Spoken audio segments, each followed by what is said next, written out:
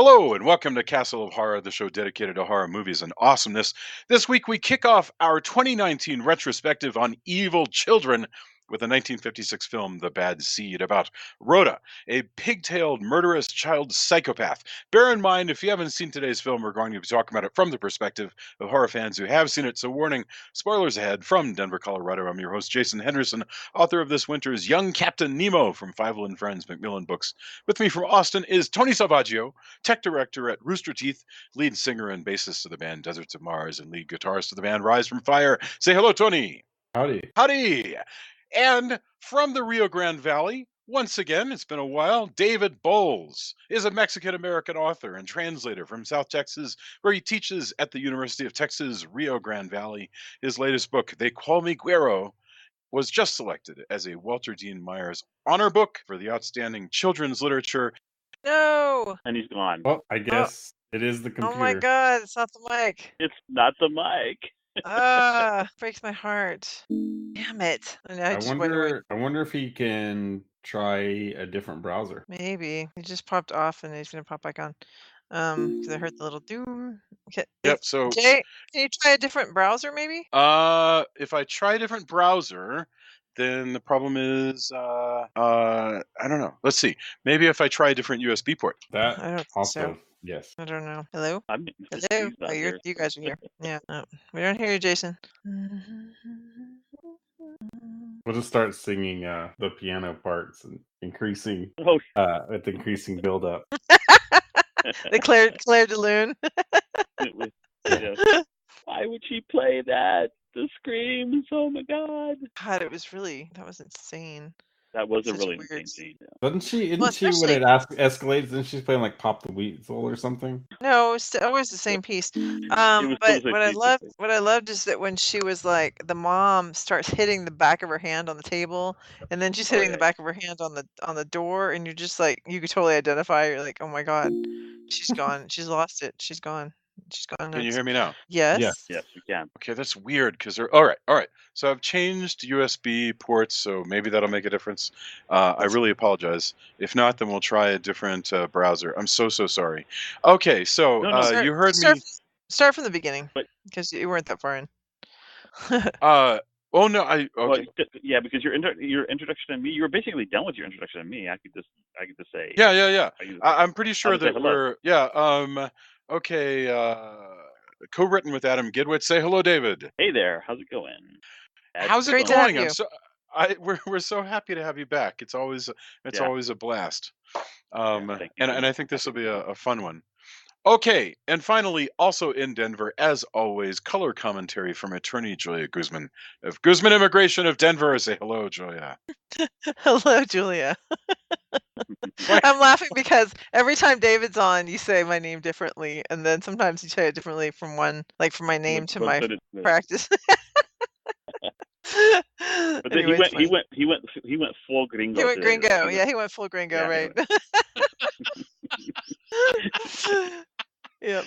I've only been saying that name for like 30 years, by the way. Do you know the first time I went to Dr. Guzman's house? I swear to God, this is true. My dad is Dr. Guzman, but I'm Julia Guzman. Yeah, you're Guzman. Yeah. When you went to his house, what happened? The first time I went to his house, they knew that I was coming over, and I'm 16 years old. All right, the first time I go to their house, I go in, and the doctor's study. Wait. Let David guess. What was my father doing when Jason came to stay at our house?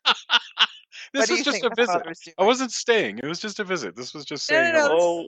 I can't. Julie, I don't even want to begin to venture a guess. No, guess. Just guess. Like... Just whatever you think it's going to be. You're probably going to be right. What was my dad doing in preparation for knowing that Jason was coming to see him? Julie, I don't know. He was like getting ready to be like really mean to him in some way, but I don't know. He was cleaning his rifle. Yes. That's badass. That is badass. Te vas a traer un gringuito. Deja preparo mi rifle. I mean, I'm like, Dad, I've never seen. I mean, that's the annual time to clean your rifle. Yeah, I'm sure. that is when to clean the rifle. So you come into a study and he's like got the rifle like Oh, on his hello. leg or lap. You know, Like, in my mind, in my memory, he was wearing like some sort of great white hunter outfit, you know, like the beige thing a safari. with the big the big collar. This No. this study is So you want to date like my you would daughter, see. huh? Yes. It was exactly like in Arthur, you know, because it's got the big wood panels and there's like skulls Oh and yeah, stuff. Yeah, so it's listen, skeleton. Yeah. I was a very punchable 16-year-old for sure. I mean, you No, know, you were not. okay. You were Anyway, every parent's dream. oh, that's very sweet. Okay. So, all right. The Bad Seed is a 1956 American psychological horror thriller film with elements of melodrama and film noir, directed by Mervyn LeRoy and starring Nancy Kelly and Patty McCormick and Henry Jones. Now, these are actually people who were already playing these characters on Broadway when they came to do the movie. It was based on a 1954 play of the same name, based on a 1954 novel, which means that this stuff moved really fast when it went from book to stage to screen. So I want to get our opening thoughts, starting with, let's go Julia, David, Tony, and then I'll go. Julia, yeah, you wanted to do this Evil Baby series, so for some reason you were attracted to this film. Why are we watching The Bad Seed? I guess I'm riveted by the concept of evil children because my children are such lovely humans.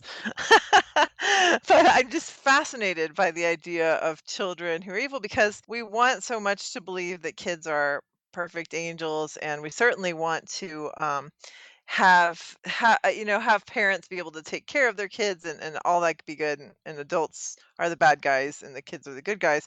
And so when they're evil children, it's like, what do we do with this?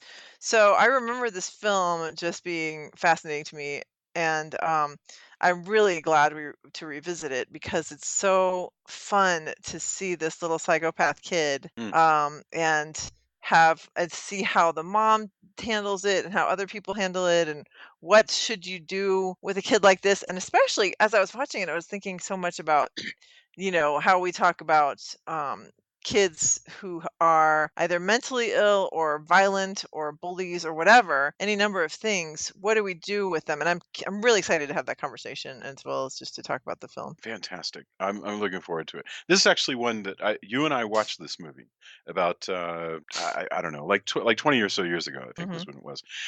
David, The Bad Seed. You had no idea that you were going to be watching this movie. You're filling in on our friend Drew, who is off on other business. So here you are with The Bad Seed. What do you think? Well, I'd never seen the film before, and so that's one of the reasons that I was looking it up and I was like, okay, but wait a minute. There were a couple of remakes. Which one were we doing? I figured we were doing the '56 one, and you confirmed it. So I got it through Google Play and watched it, and oh my God, I loved the hell out of this film. I mean, it's not a perfect movie by any stretch of the imagination, but there are such solid performances. The little girl she's chilling. I think I'm gonna like have a nightmare about her. She's so good in this role. And I like a lot of the bit players, like the guy who plays Leroy Jessup, and I really loved Hortense Daigle, the mother of the Hmm. drowned boy. Like the Oh yeah. performance that actress gave, it's oh my God, so good. It started slow, but like it really picked up about halfway through, and I was just on the seat of on the edge of my seat the entire time. Really loved it. And I also want to talk about these. I mean, I'm fascinated by this as well. Something that you guys don't know is that my wife had a schizophrenic sister. Her Hmm. oldest sister was schizophrenic, and she, as schizophrenia is wont to do, it didn't manifest until she was 12, and it was like this really devastating thing that had like all these repercussions to the family, and because they were a very religious family, there was a lot of attempts to like cast demons out of her and so forth, and it just complicated things Wow. and made it worse. And so when I got married and then went to Mexico and met my sister-in-law and told, because she was taking like lithium and other things like that, they'd taken her a couple of times to see doctors, but for the most part, they just kind of dealt with it on their own. And I told my wife, your sister is schizophrenic. It's very clear to me she's a Hebephrenic schizophrenic person. And then we started having children, and I knew from like reading that sometimes these things skip a generation, or because they're partly passed in the maternal mitochondria, and then there's also partly like environmental factors that trigger it. And so I was like watching each one of my children for signs that they might, manifest schizophrenia. And there was a time when my daughter Charlene was very young that she went through this really strange stage where she would stay up way, way late into the night. And she must have been like 6 or 7, and she wouldn't go to sleep. And she used to tell me that there was a sound in the silence that didn't let her go to sleep. And I was just like, oh, fuck, my kid is schizophrenic. But no, it turned out that it wasn't that. I mean, she's fine, and she's a perfectly healthy, productive member of society. She's almost 22 or whatever. But that fear that, like, something you cannot control, that your child, no matter what you do, no matter how much you love them, they could turn out to be broken. I think that's the number one fear of any parent. Maybe the number two, the number one being that they die. And so watching this, I was just like, oh my God, just trying to imagine myself in this position as as the truth begins to unravel.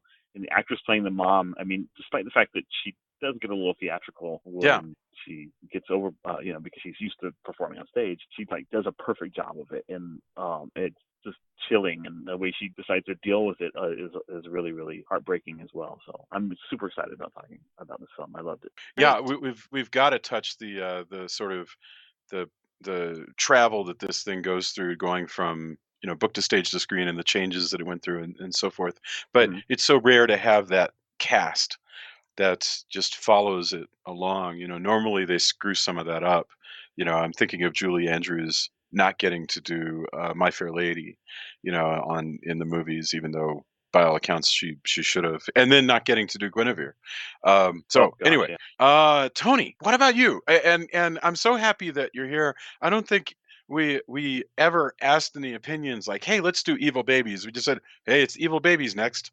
So what do you, what are you feeling about The Bad Seed? I really liked it. There's occasionally I am not as much of a fan of plays as movies. I think this one works really well. It just depends. Sometimes the way it's shot, it's like why not take advantage of being being a movie. And I think this does exactly what it's supposed to do.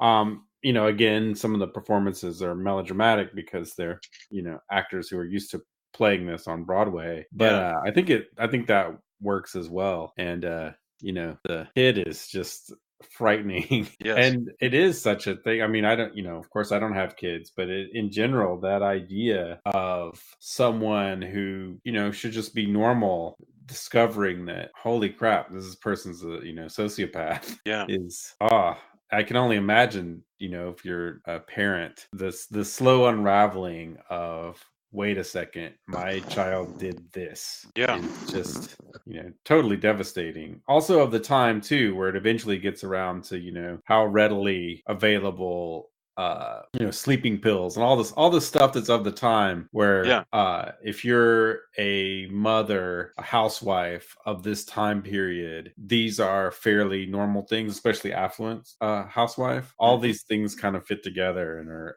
it's fascinating to watch that kind of tear itself apart. I'm glad that last point that you brought up is a really interesting one to me, about class and how much class plays into this film, and the idea that they have this idea that violent people are born of an environment. A dangerous child or something like this shouldn't come from a good household. And there's so much that's being expressed in what the household that we find Rhoda in is like. And when we open this, let's get right into it. When we open this movie, and we're about to talk about Rhoda and what this main character is like, what we find is a beautiful, classically American mid 1950s nuclear family. And again, this movie is coming super close to the book. That's like 2 years after the book came out. So it's a nice nuclear family of a dad who works for the Air Force or the Army. I think he's called a soldier boy. So, a dad who is in the military, and a mom who's a housewife, and a lovely, courteous, intelligent, blonde child. And everybody else is just extremely impressed with them. And that's what we open up with. Now, and don't be afraid of spoilers, because we've already said we're going to. What is the deal with Rhoda. And I'm saying this as a guy who doesn't know the difference between what is a sociopath, what is a psychopath, what's a schizophrenic. Like, I by no means a medical doctor. What is Rhoda? Well, And why do we know she is that? I mean, none of us is a therapist or a psychologist or a psychiatrist or any of those things, as far as I know. Correct me if I'm wrong. But I have read various articles over the years that talk about how there is that some people don't think there's much of a difference between psychopaths and sociopaths, but that in fact there is a big difference. So I just pulled like the Psychology Today article that says that that the DSM-5 just talks about the key traits that they have in common, sociopaths, psychopaths, which is a disregard for law and social mores. I don't know. Disregard for Right. the rights of others, failure to feel remorse or guilt, a tendency to display violent behavior. But then the article goes on to say that psychopaths go on. They have more of of an ability to kind of pretend that they are like they can manipulate by mimicking emotions, and but even though they can't feel any emotion, like they don't feel any empathy, but they appear to be normal to unsuspecting people, and they seem well educated, they can hold steady jobs, they're really good at manipulating, and they can have like normal families and long-term relationships, whereas sociopaths tend to be kind of on the fringes, and don't really aren't able to be like to fit in with they can't make it seem like they fit in with other people, they can't form attachments. So I think this child, based on that, is probably a psychopath, because she does Right. seem like she's able to mimic, like, oh, I love you, you're beautiful, you're wonderful, Yeah. like all these things, and so I think that she has learned, and people, certainly the neighbor thinks that she's wonderful. So there's people who believe that she is a good and sweet child, and so she's not. I don't think she's fits in sociopath. But anyway, like I say, not being a psychologist or psychiatrist, I'm Sure. not gonna, say that for sure she's that, but definitely she's effed up. She's Whatever else I, she yeah, is. I hides agree it that I think she's a psychopath. Yeah. under duress. She has a really hard time hiding it. Is what's yeah. interesting. As things unravel, Yeah. she is able to hold it together less and less. And Yeah. all of her interactions in regards to being fairly normal will only work for X amount. Yeah, that's true. It's very everything's very superficial. And I've actually dealt And with also, if she's the only child around, and there isn't any kind of like rivalry or anything Right. that she like wants, because that'll like just well blow it up for her. what I kept thinking though by the end is if the thing that happens in the end hadn't happened, she maybe she probably is a psychopath, because she'd probably make a really good politician, or Yeah. perhaps Yeah, even once she learned how to perfect her deception of people, right. and Or like and a to be a little bit CEO less, who a yeah, CEO who is one of those who's like, no, I mean, it's okay if we poison some of the water or whatever. Right. All of those CEOs who make these decisions, where in retrospect you're like, but how could you, as a person, do And that? how did that conversation happen? Like, how were you in a boardroom where everybody went, "Yeah, okay, we're good with killing 100 people. That's going to be okay. Well, we're 100 people we're accepting." Right. Like, how does that conversation even come to be? So I think she could do well at all of those kind of Yeah. American Psycho kind of choices, Yeah. where you're like, well, I mean, but it doesn't really affect that many people. And will Yeah. they care? Because, by then they're dead. Well, it's funny and the way you should bring that up, because that's the that book, kind yeah, of moral failing. A lot of us participate in moral failings, right? In our jobs, and or we participate in things every day where we're like, there are definitely things we could do to make the world a better place, and because we're lazy or we want to keep an extra amount of money or whatever, we don't do it. Sure. And what makes us not psychopaths is that a lot of us really are worried about this. It doesn't mean we Empathy. do the right thing, but we at least are worried about it. That is an indication that our personality is working right, even if we're not actually behaving right. yeah. I mean, we're worried about it, and we also feel the emotions of other people. We have empathy. Our hearts hurt when other people hurt, Right. and it's hard for us to turn that off. And this is something that, from an evolutionary standpoint, we've evolved because it helps to keep us safe. Because Yeah. by caring about the way other people feel Sure. and what happens to them, then there's that reciprocity and that and take care of us. We need that, and Mhm. this is completely absent in Rhoda. I mean, she is she cares about herself only, and her mimicking of emotions is just about keeping herself safe. None of it has Yeah. to do with anything she feels for anybody else. She just Let's assumes recap. everyone dead. I mean, let's recap the crimes of Rhoda.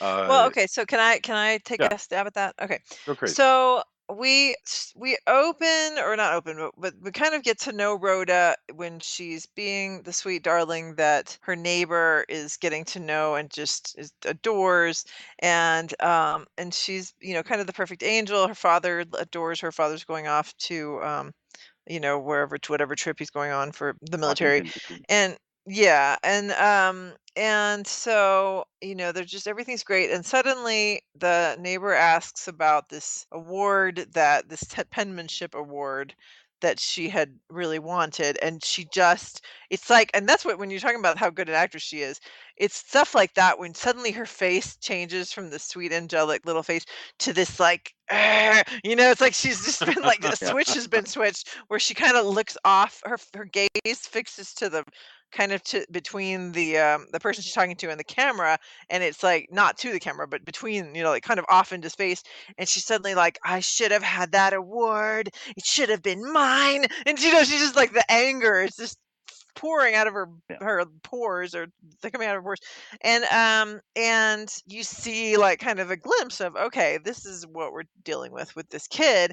And so later on, she's off at a school picnic type of thing, a school outing, and the adults hear over the radio that a child has drowned at this school event, and her mom starts flipping out that it could be her, but immediately they come over and say, oh no, it's this boy, and it's the boy who had the penmanship Mhm. medal. And so throughout the film, we come to find out that she has an involvement, and the school kind of figures that out, but nobody wants to come out. And this is what I find fascinating about this film and about real life, is nobody wants to accuse a child of something so horrible. Of course. Mhm. I mean, we have a hard enough time accusing adults. We have a hard.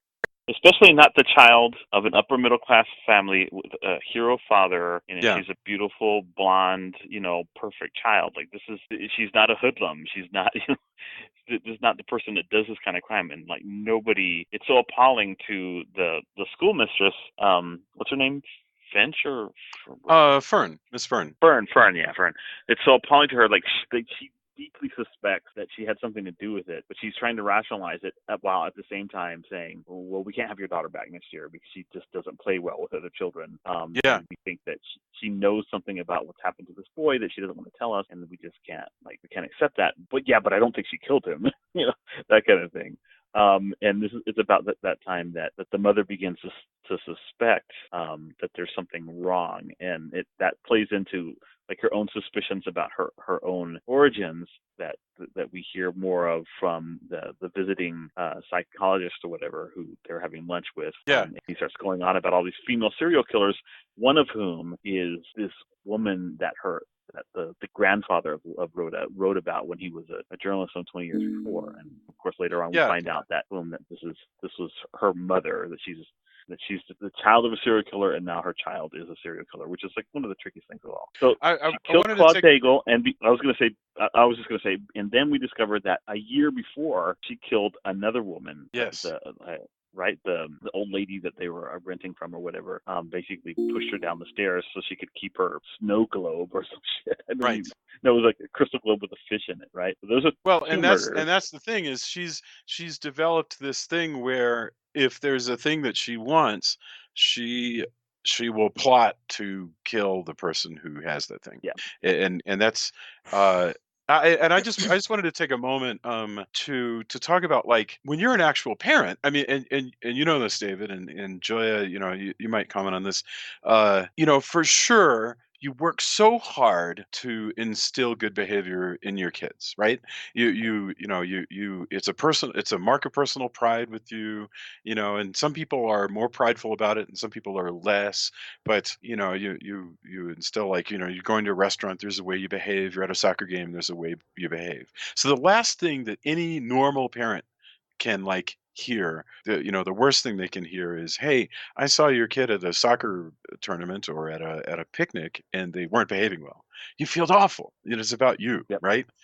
This is like, in a way, it's like Buffy the Vampire Slayer, where, you know, those regular fears get sort of multiplied into something monstrous and worse. It's not just that you find out that your kid doesn't behave as well as you thought and it reflects badly on you, but in fact, your kid is a monstrous psychopath and that deliberately indicts your blood. But that's really what it is. It's really just a big metaphor for, what if I'm failing? What happens if I'm failing horribly as a parent? Yeah, as a parent, and it's interesting because the last time we saw this film, of course, we didn't have children, and so watching this now as a parent, I mean, I was just so torn. Not only because of what you were saying, Jason, about yeah, it's mortifying to find out that your kid is a monster, but also, now we have to deal with this child's future. Hmm. Are you going to protect her and allow her to continue to kill people because just protecting your child, or are you the only one who can really put a stop to it because you're the one who she's confessed everything to, you're the one who knows what's happened, and so you're the only one who can actually stop her, and you're not going to stop her by going to the police and saying this is what happened. Yeah, So she too makes the really awful and horrible decision to end the child's life and to end her own life, and of course fails miserably at both of those things. But yeah, I was just like, wow, I have no idea. And I know that's a real thing that's happened to parents who not necessarily had children who were murderers, but children who they like, for example, Andrea Yates, who was actually in the town that I grew up in, drowned her children. She was like, Right. kind of a homeschooling stay-at-home mom. And she drowned her children, and she said after the fact that it was because she had screwed them up beyond repair. Like she had yeah, they messed were up ruined. and they were ruined now. And she didn't even kill herself, but and then there was a woman here in this neighborhood that we live in recently killed her children and herself in her car by the recently emptied out sports what's it Authority, called, Sports Authority. sports authority. Yep. So yeah, so that's a thing that happens, and again, not even with the parent or the woman who drove her kids into the lake. I mean, there's just all these people, and you don't know what it is that triggers that, but they go in their head, okay, my kids are done. Like it's not going to work out with this group, with this batch. And either I'm going to kill myself and them, or I'm just going to kill them because I f this up royally. And I don't know what has to happen. What kind of mental illness, what kind of psychotic break, what kind of what has to happen in your head for you to decide that's the only thing that you can do. But obviously, in this film, it's much more complicated than Yeah. whatever that is. And Well, and in not only that, I was going to say not only that, but just the idea that you were talking about with parents protecting, because there's a space in the film where she's decided, okay, go burn your shoes, Yeah. and yes, like she's decided, I'm going to go with this, I'm going to cover it up, and you see this happening all the time with mothers Sure. who discover their sons are selling drugs, or like or the Or sexual, case rape, like or the rape, sexual yeah, raping predators. people. Exactly. Yeah. sexual predators in San Yeah, Antonio just a few months ago. In fact, there was a young man who shook his child to death, and hmm then enlisted the help of his family, his uncle and his dad and some other people, to hide the body. They put the body inside of a piece of luggage, and then they hid it in some abandoned car, and said that the child had been, I can't remember what they said. I don't know, Tony, if you saw this in the news, but No, I mean, yeah, it was something how'd they like get really caught, gruesome. David? Like Well, how'd they get so caught? they started searching for the. They said the child went missing. I think it was a toddler, or whatever. And so there was like this search, and they came across his abandoned car and found the piece of luggage and found the child inside and said, okay, foul play. Right. And they yeah, but the whole family had gotten behind this guy and helped him to hide his murder of his own child. Yeah. And there's just something about, like, that's your blood, it's your child, you love the child, and even though they've done something criminal that you would, and if it were somebody else, you would want to see justice done, it's your Right. child, and justice goes out the window, and blood matters Yeah. more than the law and everything else. And And that's it Mhm. and it does. awfully And tough. that's why we don't let people who have anything to do with the case sit on a jury, right? Because Right. I can talk about hypocrisy all day long, but if I say to you, well, how would you feel if it was your child? Your proper answer is, that's why I'm not allowed to sit on the jury, right? You know, Right. Yeah. if it, because it's true. That's like folklore. If I say, you know, a good friend is the one who you call them up and you say, I just killed somebody, they help you hide the body, right? Right. That's our shorthand way of describing love, is somebody Yeah. who will always accept your failings, up to and including capital murder, and help you hide your crimes. Mhm. So But the thing and that pushes Christine Penmark over the edge, though, is yeah, seeing Leroy come stumbling out on fire, which obviously we don't see, but we see her eyes as he's, that's well handled, isn't it? it is And Yeah. incredibly well handled. Like her yeah, agony and seeing this guy die, on Mhm. fire, is like worse While than her anything daughter's we could playing see. piano madly and crazily in the other Yes. room. yeah. Try to cover Ex- up her mother's anxiety Mhm. noises, Yeah. and which Tony, adds to the tension. But but before that, we get all of the things that are also fascinating about this movie. Where we talked about classism, so everybody thinks, I mean, it's interesting because everybody sees him as like, oh, he's got these problems, he's got the mind of an Leroy. 8-year-old. He look how cunning he is. He even admits, he's like, I'm evil. So you get this Yeah. like person who's, and he admits to her, he's like, look, I'm just as evil as you. The Yeah. difference is I'm an Well, adult this is what and I get a But this is pass. what he thinks before he realizes that she's actually a killer. When he Right. finds out exactly what she is, he's fucking scared. He thinks she's mischievous. Right. Yeah. When However, he gets it, yeah, it's all crazy. of the things that they go, oh well, he's mean to her. He's sprays water on her shoes. Who knows what he'll do to a little girl? Yeah. All of that gets a pass basically when Because he's low class. when the mother invites a writer to help her suss this all out, and he's like, oh, your daughter's so beautiful and all this stuff, which is somewhat innocuous, but also to me was a little creepy. But It's interesting you would when say Leroy that. does Yeah. it, because he's buffoon / lower class, he's like, oh, it's so ick. But this guy's Yeah. like, Right. oh, your daughter's so cute. Oh, I wish she's great for, wait till she grows up. Oh, she's so beautiful. All the stuff that normally you would be like, I don't know. Why did I let you in my house again? Yeah. Yeah, maybe Is don't talk that fine way. for him and not Leroy. Right. Mhm. The Yeah. same And class thing is there know, with Hortense, right? With Yes. Hortense Daigle, and Right. she lets Christine have it, and she's like very, I know I'm not high class like you, and the second time she comes, when she starts talking about all of Rhoda's social engagements, and I'll talk to her again if I can set up an appointment with her. I was like, fuck, man, this is like this really, really biting social commentary about you are rich and your daughter's gonna get away with killing my son, you fucking bitch. Without Yes. Yeah. Yeah. It's really, Absolutely. really intense. That's Interesting. a neat performance. Just to talk about these two performances, these characters, and by the way, when I was watching it, I said to Julia, and so many times I say stuff and I turn out to be wrong, but this one was right. I said, I'm gonna bet you that in the play version, everything we're seeing happening on the lawn just all happened in the living room, and the characters would talk, talk, talk, and then exit stage left, and coming in stage right would be Leroy, who talk, talk, talk with Rhoda, and then he exits and in come the other adults, and it would just all be on that one living room set. And that's true. And you can almost see it in the movie version. Basically, the only thing they've done is for a few scenes they've moved all the stuff with Leroy the gardener and Rhoda. The They've arbor. moved it out to her arbor.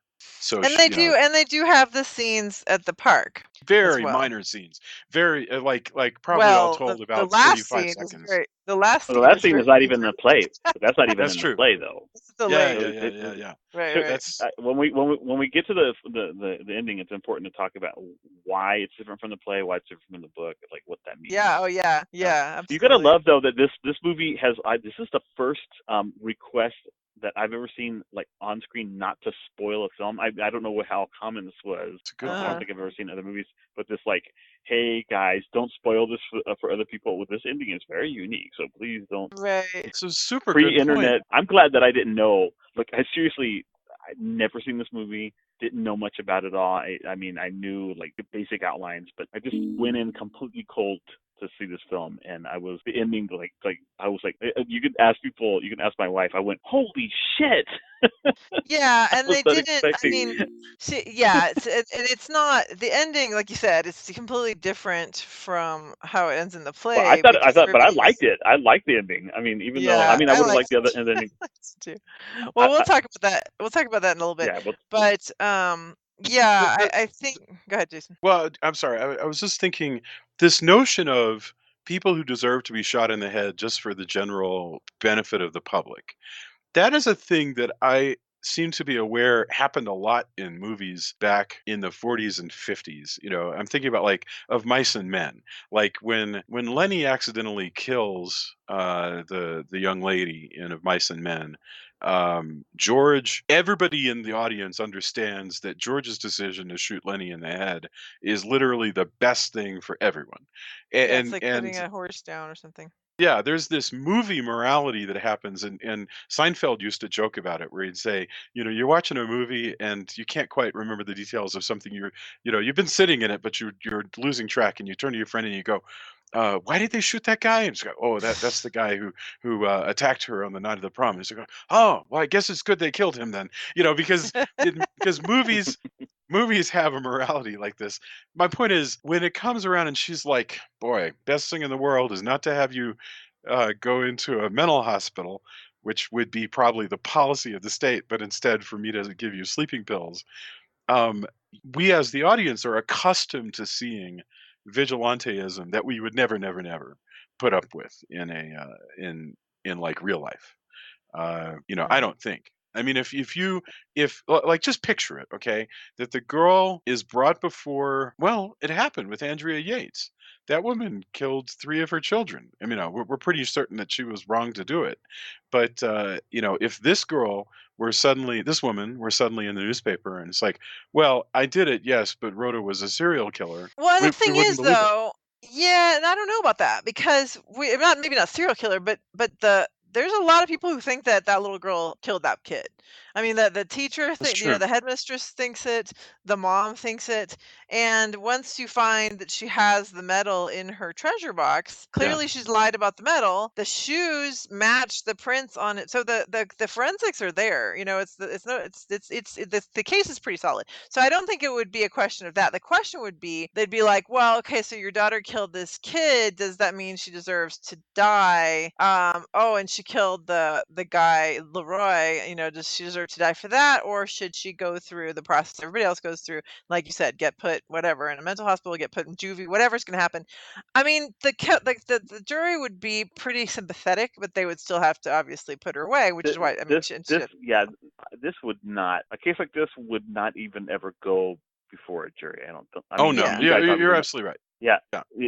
the child would be declared unfit immediately and in need of mental care, and it would be admitted and would spend the rest of her life in psychiatric care, I'm assuming. But yeah, you know, the key moment is when she pulls the shoes from her, which is an insane scene with the little kid screaming at her, and then Yeah. the minute the bag is taken away from her, like just completely going calm. Just Yeah. like, oh shit, oh So wait, she's got it, she's got the shoes now. She's And so like just like manipulative. Oh my god, this kid. utterly Jeez. manipulative, very, very. Yeah. And when she, that's the moment when she could have taken the shoes and her daughter and the medal and like just gone to the authorities and said, I don't know what to do, but my daughter killed this kid, and she is Yeah. insane. I need help.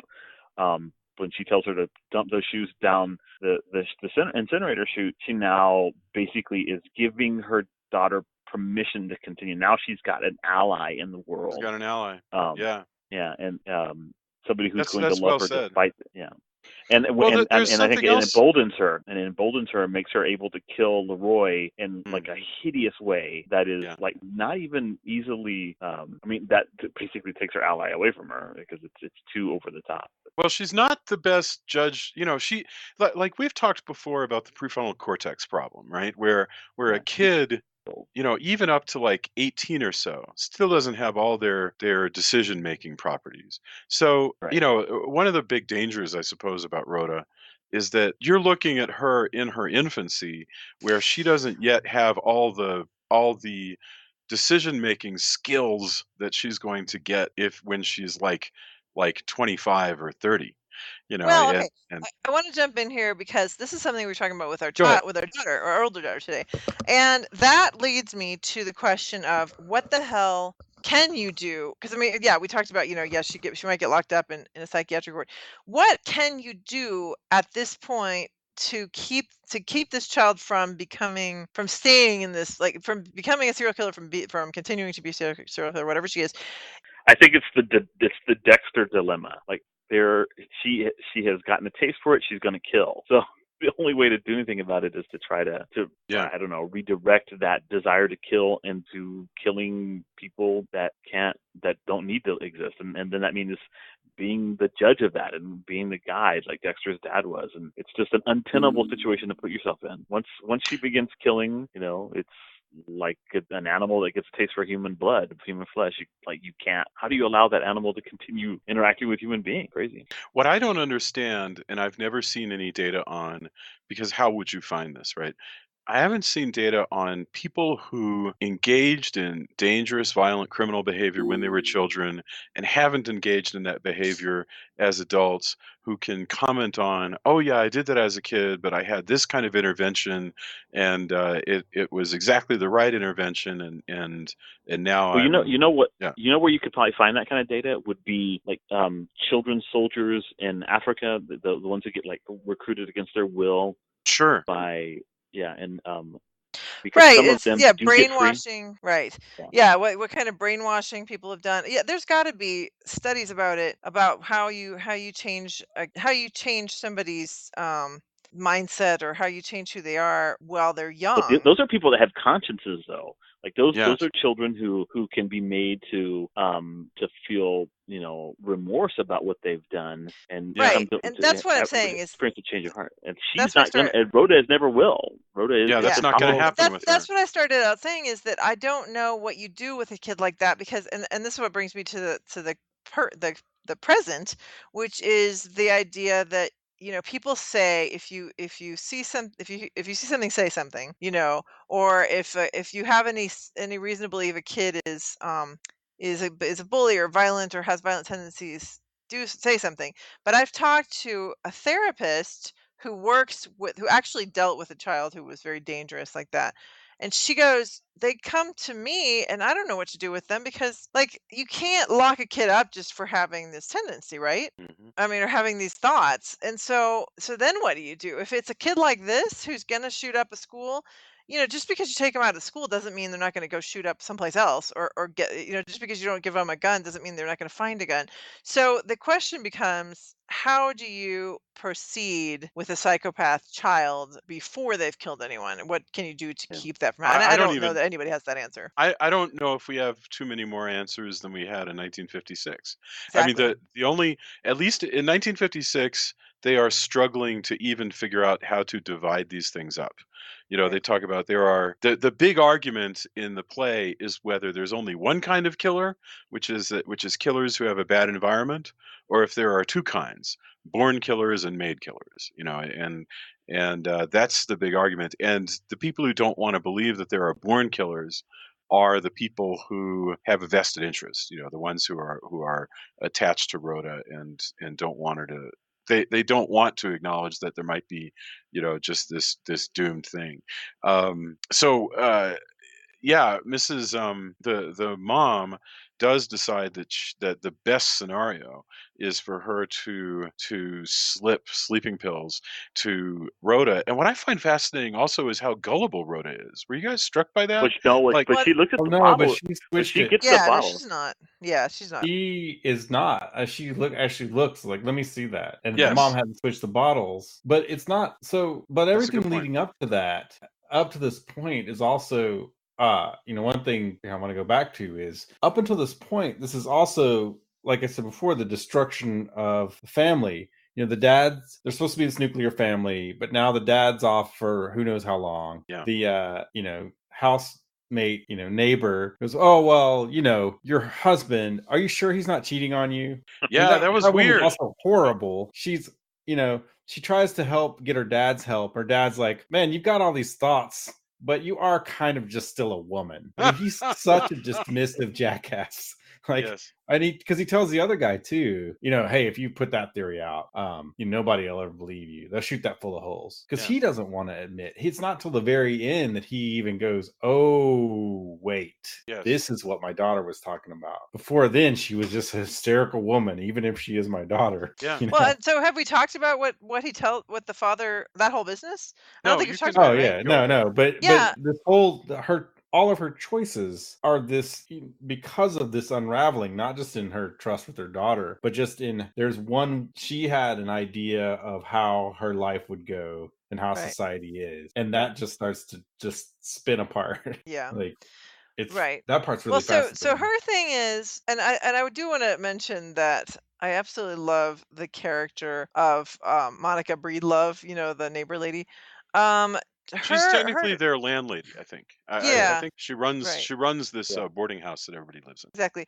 So she she has this party. She's wonderful because she loves to psychoanalyze people. I love that character so much. She's just really fun.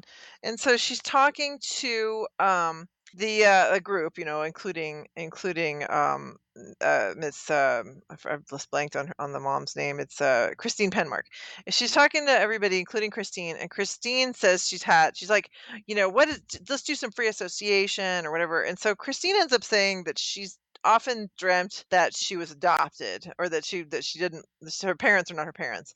And then she kind of recognizes the name of this serial killing nurse, and eventually puts together, or rather with her father's help, figures out that she actually is the birth daughter of this serial killer nurse, and the dad just found her, who was like the lawyer for her, right? No, he No, it was was just a a journalist. reporter on it. He was a journalist. Reporter. Well, anyway, he had dealings with her. He finds this little toddler child who has run away from her mom, who presumably has killed her own son.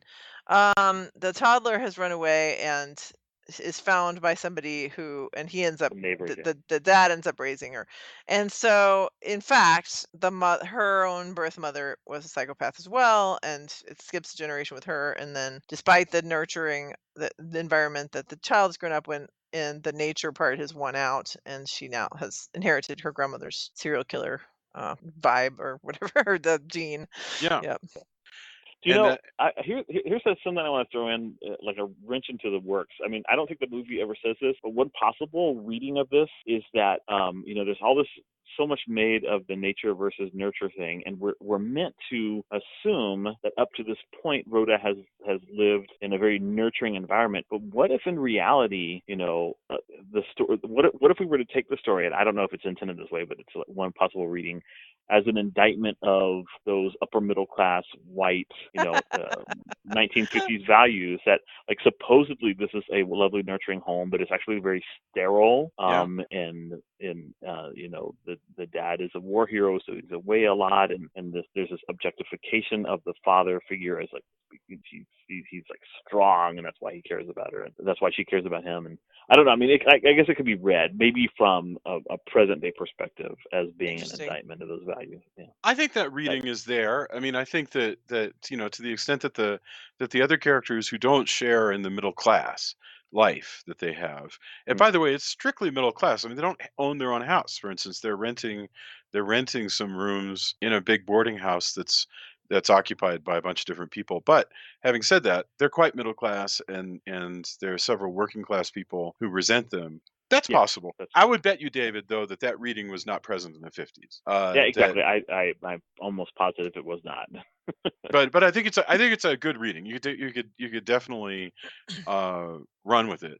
And it would be, and it's too bad that we didn't get too much feedback from the author about it, because he died shortly after the book was published. And really, the book was published, and within 3 months he was dead, and he did not live to see. He saw some of the great reviews, but he did not live to see what a massive success it became, and how it was turned into a Broadway play and the movie, and basically kind of enshrined his name. He had labored in relative obscurity. I mean, he had a couple of books that were well regarded, literary works, whatever, and he was a former soldier and war hero, whatever. But he died right after the book was published. Never saw. It's why did he die? Do you know, or is it just of a heart attack? Yeah. Which is So So, Tony, there's still hope for you. It Right. may be posthumous. It may be... I don't know what that means. No, it's because he and I were talking before the recording started about just maybe being a little underappreciated in certain ways, and I'm just like making a little inside joke. If you get lucky, it'll be after you die. come to you. After. But I don't know. Maybe I'll approach it like Rhoda. Well, why would that matter? He's dead. Because that's really when it starts. Is people who are afflicted in this way. She's truly genuine. Like, wait, he doesn't need the medal. I want the medal. Yeah, I love it. He's dead. I don't understand why he makes such a big deal about it. Like, why? This is very practical. She says. Yeah, and to her, in her mind, because she lacks empathy, she doesn't understand why anyone would miss that or that would have sentimental value. She just wanted it, and then she's logic. And then so logical about it. Yeah, and then after he's dead, and the mom is like, "Where's the medal?" And she's like, I don't understand. Why do they need the medal? What's the point of pinning a medal on a dead person and burying it with him? He doesn't know he doesn't have the medal. Yeah, and I've dealt with this with not in like the psychopath way, but sometimes I've dealt with certain people in the games industry or certain programmers or whatever who have a very logical. A lot of my job is kind of a go-between between the art side and the, say, programming side. Sure. And sometimes somebody will go, well, I don't understand why you want this to work this way. Like, that's not the most efficient. That's not the best way. And you're like, well, yes, but people have to use this, or people have to deal with this. So, and you'll get this like look of perplexment, just like, wait a minute, people? But this isn't the best way. Like, yeah. Okay, yes, but you got to understand there's the way people think, and there's emotion, and maybe not so much software, but just how that all works. Like, and she has those hallmarks of look. I know how this works. I don't understand why you don't see this.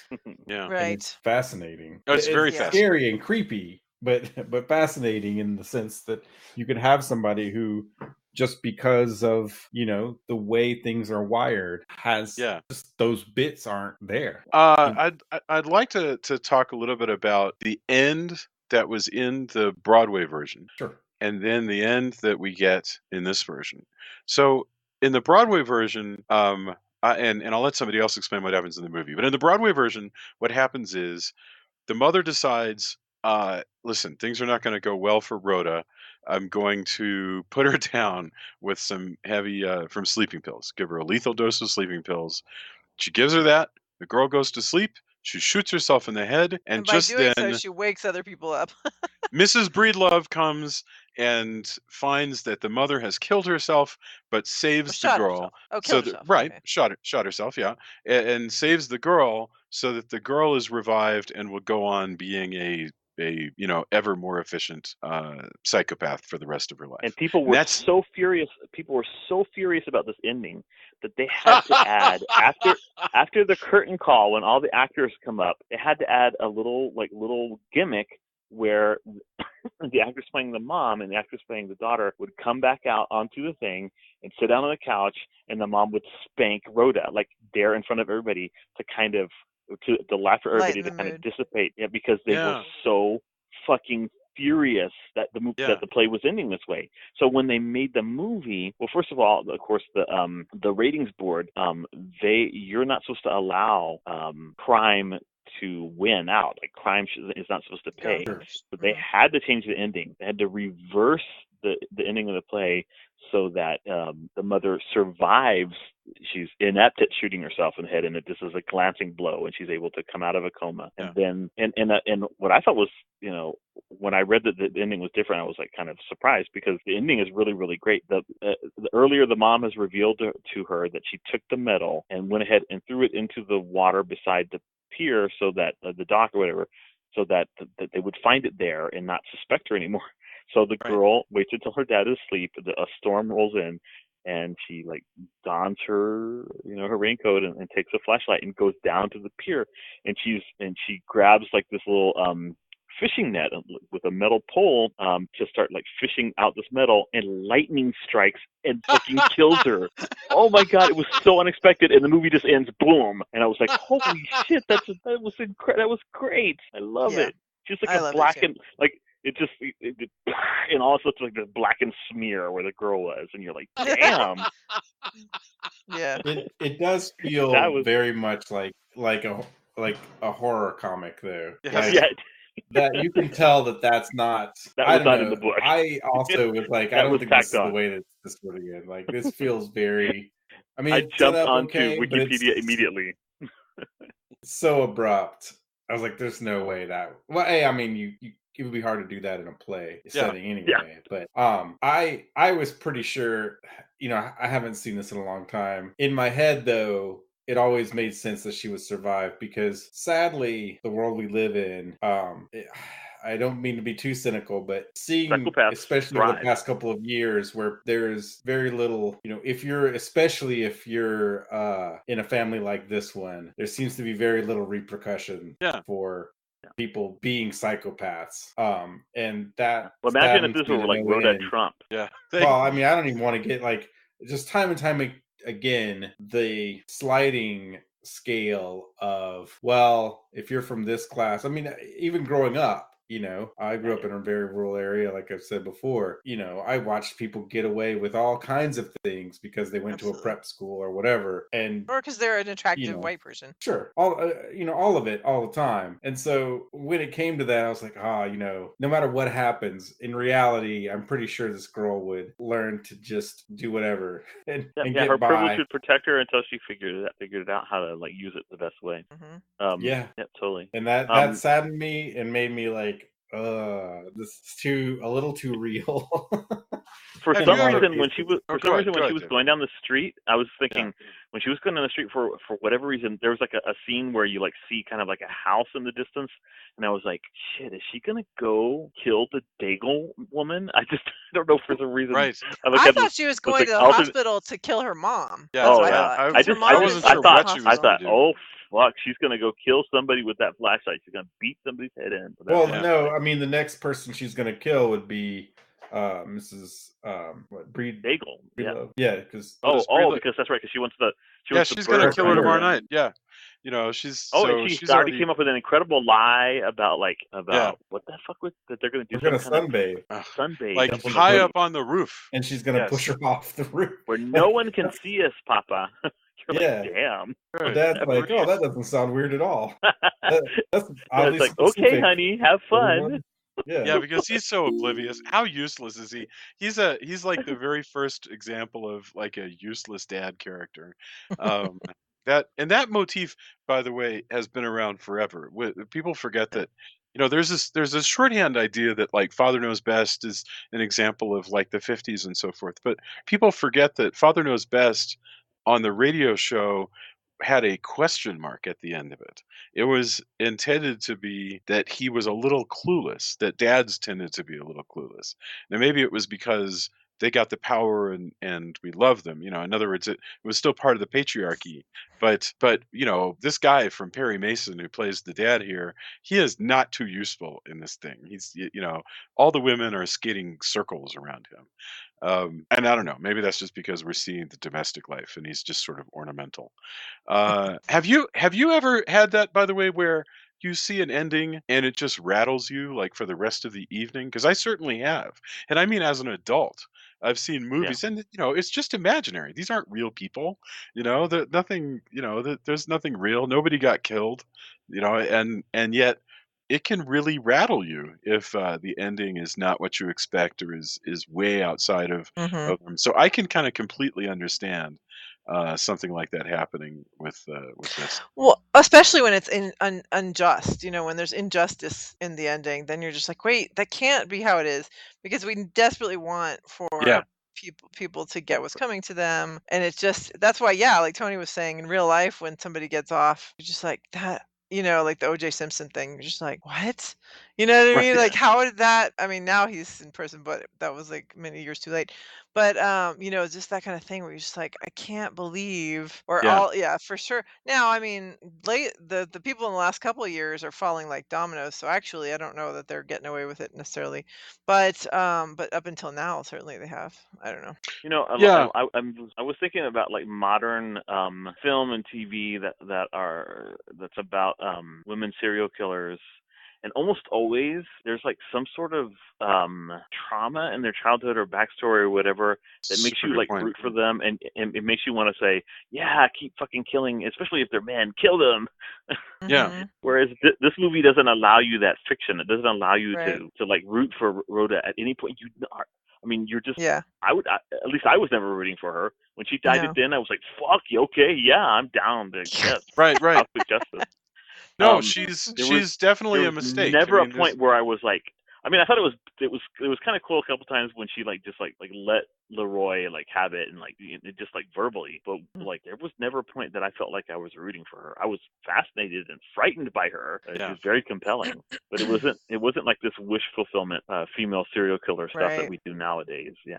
Mm-hmm. Which, I mean, I enjoy. I enjoy watching it. I have nothing, but it is very fantasy and not realistic at all. That art serves a different purpose. Like The Bride with White Hair. You know, I see a man, I kill him. She's a fun character, and this is not that. This is actually a little bit more. This is definitely a melodrama, and the way it paints itself as a melodrama, you know, it's a melodrama from the beginning because it's. I swear to God, because it's black and white, and it has that music, that Bernstein-y kind of music that tells you this is a melodrama you're going to see. Screams melodrama. Yeah, but you know, at the same time, it's not by any means fantasy. So yeah, we should get our final thoughts on the Bad Seed, and if there are any themes that we haven't hit on, I'm sure we'll return to them when we're back with the Good Son. Let's get our final thoughts. It was Julia, David, Tony, and then I'll go, and then we'll come around for endorsements if you have anything that you'd like to share. So, Julia, what are your thoughts on the Bad Seed? I mean, I just want to say thank you for indulging me on this because it's even more interesting than I remembered it being. I just find that it's so thought provoking, all the things, and you know, like we said, the acting is great. It is a little theatrical, but it didn't bother me at all. I thought that was fine. But I just I just thought it was really interesting, some really interesting themes to explore, and a neat movie. Fantastic. David, wrap it up for us for you. Yeah, no, again, a movie I definitely recommend. The writing, I mean, the dialogue occasionally is a little overwrought, especially towards the beginning. You know, these people are all speaking in ways that I suspect no one has ever spoken. But it was delightful and lots of playful language and, you know, really incredible performances, especially by some of the character actors and bit players, whatever you want to call them. Just overall, a really, really rewarding watch.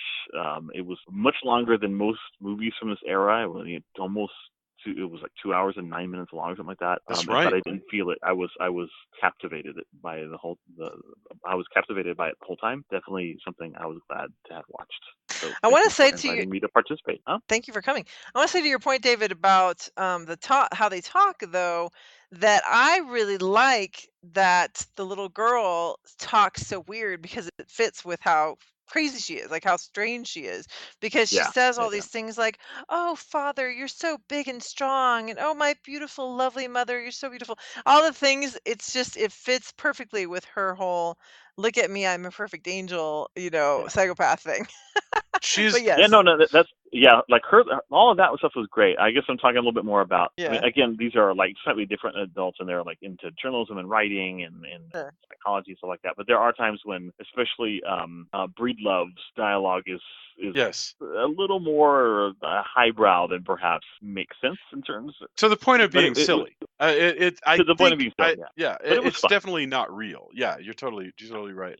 Can I just point out before I ask Tony for his final thought, when that little girl is like, you know, the mom's trying to ask, "Hey, did you murder a child?" and the little girl is like rubbing her face with her forearms. I was just like, Jesus, stop touching me, Jesus, like. Yeah. It's just like this. You so murderous good. little brat! Get off of me! Get off of me! It was so good at just making you just loathe this child. Absolutely. Tony, what are your thoughts? Yeah, I think it's really good. I'd seen it not too long ago, probably just a few years ago. I think it does a great job of building tension. There's a lot of meat on it past just what do you do with if your kid's a psychopath. if your kid has no regard other than themselves, what do you do? Because even then, probably some parents can associate, even if it doesn't go this far, with kids are selfish a lot of times. Yeah. And there's some days where probably any parent would just want to go, oh, why don't you think of anything but yourself right now? Right. Also Also true for spouses. Oh yeah, true. It does, depending on how you acclimate to society, that can go well into adulthood. But yeah, I think it's really great, really good adaptation, lots of really great character actor business throughout. Definitely a time capsule. I think one of the reasons it's probably popular, especially among horror fans, which is the appeal of our podcast, is that it does take a 50s nuclear family and I keep thinking about, there's this gif I've seen of basically a washing machine just shaking itself, or a dryer shaking itself apart. It just goes crazy, and it feels like the family kind of, that's what's happening here. Yeah. So seeing this kind of Leave It to Beaver-y kind of family who just spins itself into bits is another kind of fascinating thing. Also being of the time, like there weren't, you have to take things in context, there probably weren't as many films like this that had such a dramatic twist ending, and they just they have the disclaimer we mentioned, hey, don't tell your friends, like we want it to be fresh. But now we kind of get it, you can kind of guess where things are going, because so many other filmmakers and writers and artists have seen movies like this, so in retrospect it can seem derivative by now, but at the time truly shocking. I mean, it still holds up in my opinion, but I think it's really great. It's worth watching for anyone who's a fan of horror, who's a fan of classic film. I was thinking about this thing about exploitation. Like one of the big fears, TV tropes calls this grown-up fears, right? You have the fear that your kid will be sick, fear that your kid will be evil, whatever. The fear that you'll lose your job, stuff like that. The kids aren't afraid of, but that adults are afraid of. And so in a way, something like this, yes, it has all kinds of statements and things, but in the end, it's also exploiting that fear. And I was wondering, oh, go ahead. Yeah. Well, that bears the question, would we have Michael Myers if we didn't have Rhoda? Yeah, I mean, probably, I don't, but it feels, a huge part of Michael Myers is the similar thing taken to, the next level. Is this child, oh, look, I mean, the child's a killer. Oh, wait, this thing it becomes a thing, is irredeemable. Yeah. And I think this paves the way for those things. The Bad Seed 2, the following summer, they're having a camp, and some counselors take their students out on a little boat. This head comes up out of the water, all scarred with lightning strikes. She's got absolutely. No, you're absolutely right. You could totally make this a Michael Myers thing. Absolutely. Because we didn't see her die. We just saw her get hit by lightning, and then we actually didn't even see her get hit by lightning. We see the end of the dock get hit by lightning and go off into the water. But for all we know, she could be alive and be like, and then if you want to go supernatural with it, the lightning strike could have made her some kind super of strong. You just invented or immortal. You just invented the most wonderful all of you, the committee of exploitation just invented the most fantastic exploitation slasher ever. Because think about that. When does this book go into the public domain? It's a super good question. Fire Shark. Yeah. No, but I mean, this movie. Yes. What's funny about that is if you can just imagine that happening, you create a Bad Seed 2 where she crawls out of the lake and starts killing people, and you start like introducing like TNA and crazy principles and stuff, and and then you'd have all these psychologists who'd be writing into the newspaper going, these sequels are garbage. The original Bad Seed had something to say, but I don't know what they're doing now.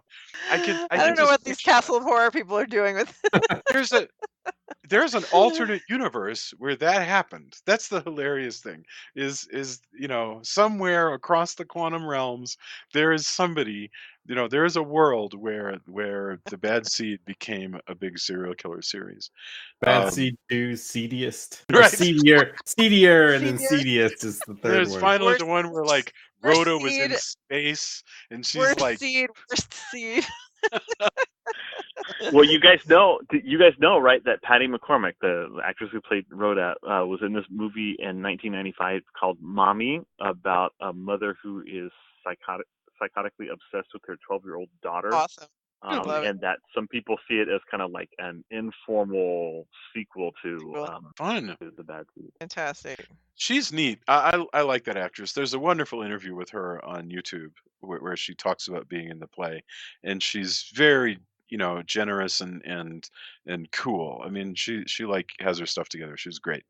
Yeah. So yeah, that was my only final thought is how in a way this is yet another exploitation movie, and I think the movies is one of those places where we're allowed to tell stories that blatantly exploit our fears, and that's just something that art gets to do, and it's kind of cool. There are a lot of movies like this that exploit our fears of children, especially strange children.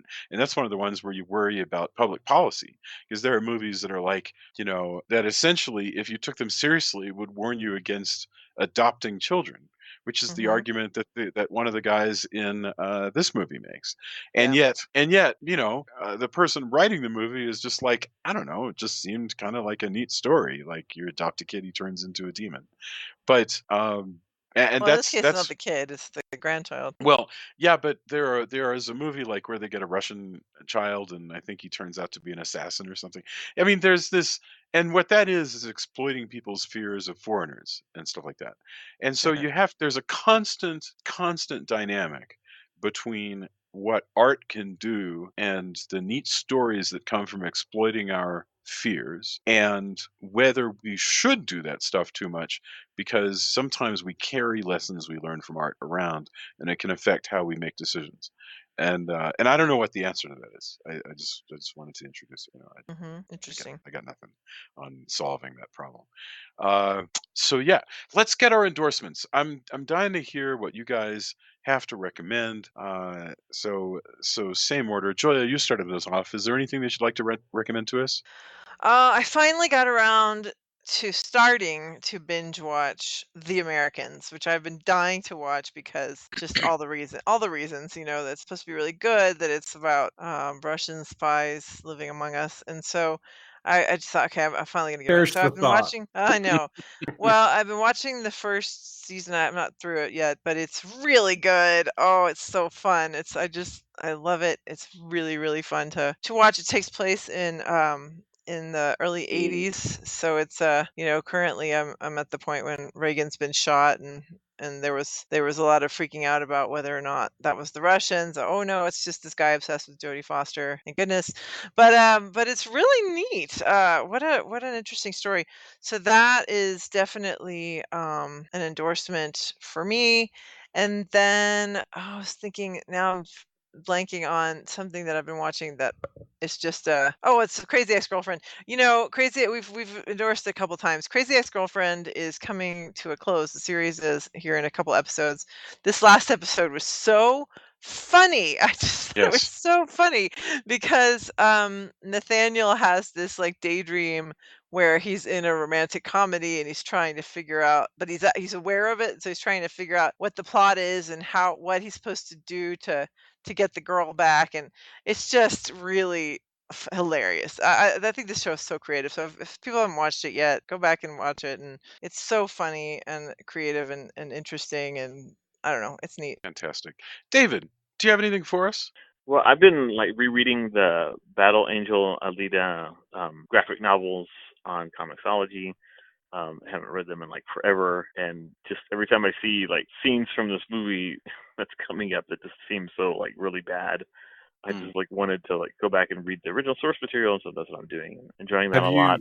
have you seen the OVA? No, I've never seen the OVA. Oh, you should. Is it pretty You cool? should search it out. It's really good. Oh, great. Yeah, I'll check it Like out. it's a really good adaptation. I mean, it's just the first part. Yeah. You know, but which yeah, the that's movie one of also the. seems to be focusing on. Yeah, I don't know. I am intrigued by the movie. I think her weird, keen painting eyes are strange, considering she's the only one. I'm gonna watch it. Weird choice. I'm gonna watch it. Such a weird choice. I don't get it. Although they did cool things like the original voice actors who did the dub, they had them do cameos. Oh, cool. And stuff like that. So there's really cool stuff. I still don't understand why the eyes, because no one else has those.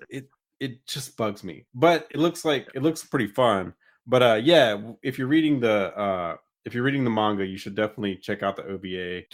Search around for it. It's pretty awesome. I'm gonna check it out. Yeah, because I'm really enjoying rereading them. And then on TV, I've been watching. So I finished watching season 2 of Ozark, which is like, oh my god, this is so incredible. I continue watching Counterpart on whatever that is, Stars, I think, which is really really great about like a portal that is opened up between 2 alternate Earths. It's really fantastic. It's on season 2 as well. Watching the new True Detective, which is pretty fantastic. And what else have I been watching? Oh, my wife and I watched on Netflix, and Julia, you really need to check this out. We watched House of Flowers, La Casa de las Flores. It's a 13-episode, really bizarre but lots of fun kind of show that reminds me of. I mean, it's like a cross between a quirky HBO dramedy and like a telenovela. And it's got Veronica Castro and all these really great Mexican actors in it. And it's just a lot of fun. And my wife and I just like were dying the entire 13-episode run. So funny and so cool. Definitely not something you necessarily want to watch with your teenage daughters, though, because there's lots of nudity and sex in it. So a heads up about that. Cool. But just generally, I mean, I have so many projects, so many irons in the fire that I just haven't been able to do as much like reading as I'd like to. And my to be read pile keeps like getting taller and taller. But hopefully, I will get on the other side of some projects and begin to get caught up. Love it. Tony, what about you? You got anything? I've mainly been working since episode 1 of one of the shows I work on. Genlock is out. Which of course you can check out the first episode of that. I think fans, there's a bunch of crossover fans who probably will dig that Michael B. Jordan is in it. Dr. Weller is David Tennant, Maisie Williams, Dakota Fanning. A whole cast of awesome people are in it. It's a mech show, which I really enjoy. You can watch the first episode on roosterteeth.com. And then if you have premium access like Verve, or you subscribe to Rooster Teeth's first membership, you can watch episodes as they unfold. Cool. That's mainly what I've been doing. But also I've been playing Ace Combat 7, and more to our audience, Resident Evil 2 Remake, which is a pretty fantastic remake of one of my all-time favorite horror games. Resident Evil 2. I haven't played that much because I just finally got this weekend. It came out, and I've been doing band stuff. Who knew keeping 2 bands together and having a full-time job and trying to get other stuff together takes time? Who would have? Congratulations! What? You're kidding?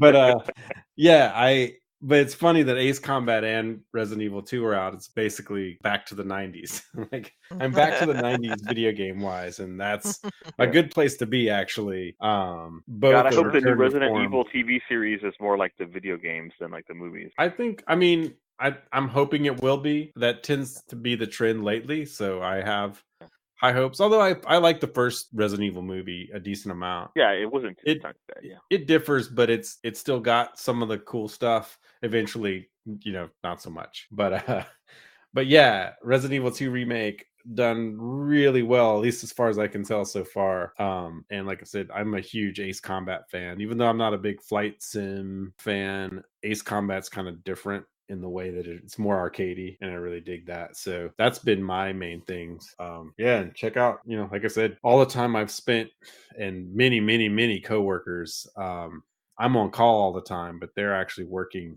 way into the night to try to make these shows under tight deadlines. So it's cool when it comes out and everybody's pretty happy. And, Michael B. Jordan's a huge, anime fan. So it was kind of like cool to see him do interviews. Like, man, I'm in a, an American made anime style thing.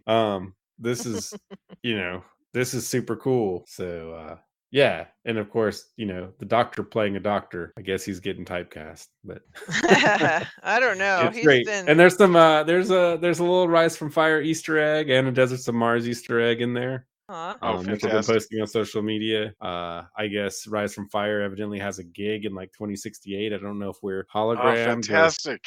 Or I don't know. So and our marketing department evidently is pretty good because our billboards are everywhere in New York. Oh. But I think the bad guys may ruin it for us, which of course, right? Our big hologram / heads in jars debut will be. That is cool. Tony, that is so neat. I'm so glad to hear that. Yeah, I mean it's it's kind of subtle in there, but I haven't posted about it. It's just because that's kind of cool. Thanks to my the friends of mine who were on the art department who are like, "Hey, you have bands? Send me some logos." And I was like, "Oh yeah." The voice of one of the characters, Kazu, he's the Japanese voice actor for Spike from Cowboy Bebop, and he has a guitar case, and on his guitar case is a Rocktopus, a Deserts of Mars Rocktopus. So nice. I guess he likes some cool music. Although I'm kind of biased, so. But yeah, all those things, definitely if you get a chance, any or all of them, I think you would dig it if you are of a similar mind. I haven't been consuming as much pop culture as I normally would because I've been just really kicking my own ass trying to meet this deadline that I have that's coming up next Monday. And in fact, that's why we're going to be off next weekend and then back the following weekend. So because we'll be back with the good son. But I did want to mention, first of all, since we came back last week, we've had some wonderful comments on the Facebook page and emails, people saying, "Hey, I'm so happy that you're back. We're happy to be back, honestly." And we'll be back on a weekly basis starting the week after next. So on the 10th. And also the interviews are going to be starting up next week. So we'll be back to some your regularly scheduled Castle podcast stuff. What have I been reading? I actually read another book about a psychopath. I read Gone Girl, which people have been recommending to me for like 5 years, and I finally got around to reading it, and it's fantastic. And one more. I've been watching old episodes of Route 66 on Chat Factory, and nobody wrote dialogue like Sterling Siliphant. If you've never watched Route 66 and you've been kind of turned off by it because it looks like this old black and white drama, just watch any episode for the dialogue, and it just blows me away. It makes me want to be a better writer. So that's the best I can say. So everybody, thank you so much for being on.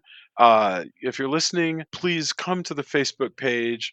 Tell us what you're thinking about the Bad Seed and the upcoming The Good Son and other Evil Children stuff coming up. And check out our previous retrospective about evil children that we did with like The Omen and was it Rosemary's Baby that we included in that one? Yeah, it was what was it? It was The Omen. Well, we did all 3 Omens. Original and plus Rosemary's Baby and something else, surely. So have a playlist on the YouTube channel? We do indeed. So I will cool. update that and share it. We should go totally crazy one time and do It's Alive and Basket Case. Oh man, I would love an excuse. Those definitely evil babies right there. Yes, not nearly as subtle as Rhoda, but no. And the It's Alive trailer used straight up exploitation. Oh yeah, the It's Alive trailer used to scare the crap out of me when it first came on TV. Best evil baby is that zombie baby in Pet Sematary. Honestly. Oh, yeah. Cute little Gage. Oh, he's so cute with his little. I can't wait to see how they do that in the new one. Yeah. Although, David, did you see Terrified? yet? You saw Oh Terrifier. No. shit! Yes, I did see it, man. Yeah. I saw it not long after you recommended it. That was Oof. so badass. That movie is. That movie We got to is, cover that as well. That movie is terrifying. Yes, that's definitely a movie. We Yeah, got Jason, so much see. stuff to do. I wish we could do like 2 episodes a week, honestly. But I don't know what the heck we would do with our, you know. We all have like, yeah, exactly. You guys have Yeah. lives. You can't. Tony would have to quit at least one of his bands. All right. Everybody have a fantastic evening. I'm so thankful that you would all be here, and we'll. Sorry And I'm for my thankful that you guys have beautiful children, and I do too, and we have no Oh bad yeah. food. Sorry for my technical difficulties. Hopefully we'll get those resolved. But yes, thanks everybody. See you soon. Bye. Bye, guys. Good night.